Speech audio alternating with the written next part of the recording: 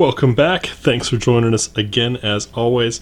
Back from the range with the 300 Blackout upper from Blackout AR Tactical. You can see that gold stayed pretty nice throughout the burns, which is pretty cool. Had this outfitted on our pistol lower with, of course, a law tactical folder and the pistol storage device magazine holder. It's not a brace, which is kind of cool. Used a POF trigger and then, well, ran some rounds through it. Tried out a couple different loads. I did not run a suppressor on it. Wanted to leave the muzzle device on as it came. I did, however, shoot some 220 grain just to see how that affected the way things worked for us.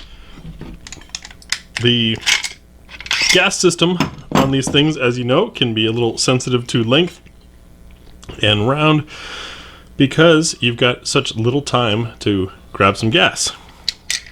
For this particular build, we've of course got our standard pistol length, but port size and how well the port's made can have an impact on things, as can the gas block and whether or not it's put on straight and tight, and various other little details like that. And those little details are also one of the things that I've come to really appreciate about Blackout AR Tactical. So I'm going to shut up and start wiping this stuff down and let you guys take a look at how the gun performed.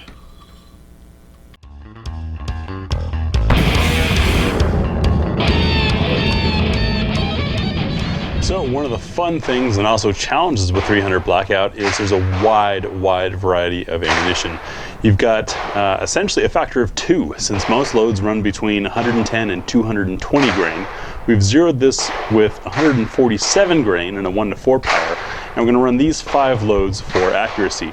The Underwood is their controlled chaos, 115 grain. Then the Sig Sauer Elite Performance Ammunition is 125 grain.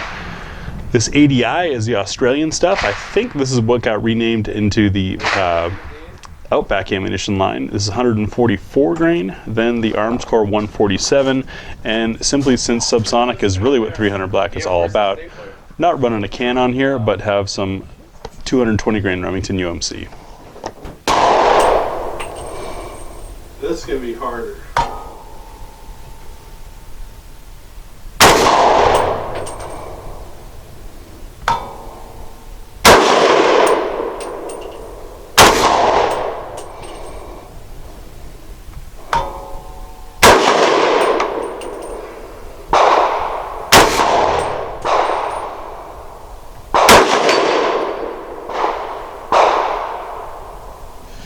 So here's our accuracy at 50 yards with the Underwood using a 1-to-4 power.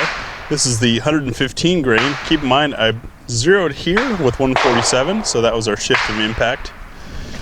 Then next, I think our most impressive group came from the Australian. This is the ADI MSR. I believe this is what's now labeled as Australian Outback. 4 right on the bullseye, 1 a little high of 144 grain. Our SIG ended up down below here. This is 125 grain. Not bad. The Arms Corps, 147 grain, just basic ammo. These are 1-inch squares if you're wondering. And yeah, we did 50 yards because, well, it's 300 Blackout and a 1-to-4 optic on a pistol length barrel. Our UMC budget subsonic hit way low and right, but I think still quite acceptable. Not bad at all. I would definitely go with the ADI or the SIG or even the Arms Corps. Heck, even the Underwood. This is all hitting about 1.5 inches with a 4-power optic on a pistol length barrel, 300 Blackout. Awesome value for the money on the